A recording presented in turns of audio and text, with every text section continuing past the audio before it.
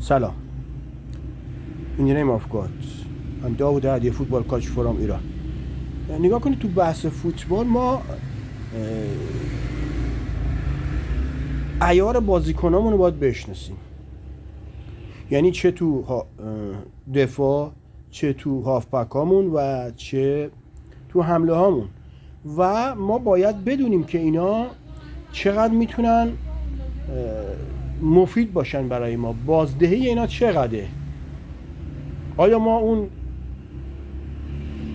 چیزایی که از اینا، برنامه‌ای که از اینا میخوایم برامون اجرا میکنن تو زمین؟ اون اهداف ما رو اجرا میکنن تو زمین؟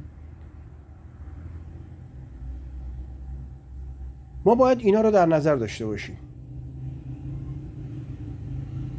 و ما باید همیشه تو نیمه اول باید کارمون رو انجام بدیم.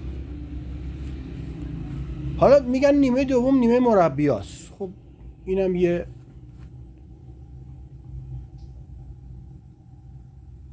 به حساب طرز فکریه، اینم یه روشیه برای خودش. اما من روشم میگم نه، من میگم تو نیمه اول ما باید یکی دو تا گل بزنیم، یعنی کار تقریبا 70% کار تموم کنیم. نگاه کنید انرژی بچه‌ها باید محاسبه بشه، چون هر چی به جلو میریم انرژی بچه‌ها رو به تحلیل میره. ما باید اینم حساب کنیم، باید در نظر داشته باشیم اینا. بعد ما باید ببینیم کدوم بازیکن تو روند بازی نیست، اونو باید سریع بکشیم بیرون یا یه تذکر بهش بدیم اگه میتونه بازی کنه، اگه نه هم که اوف کرده باشه، چون بعدن وقتی اوف میکنه دیگه باید تعویض بشه بازیکن، به نفع تیمه که بازیکن تعویض بشه. من منظورم اینه که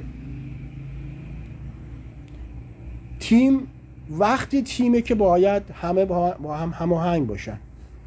ما چرا تو تیم ملی ها این مسئله رو کم میبینیم؟ خب تیم ملی ها یه دفعه مثلا تو فیفا دیا با هم بازی میکنن، یه روزای تاریخ خاصی دارن، میان با هم هماهنگ میشن و اون مربی موفقه که اینا رو میتونه خیلی زود با هم هماهنگ کنه بچه‌ها رو.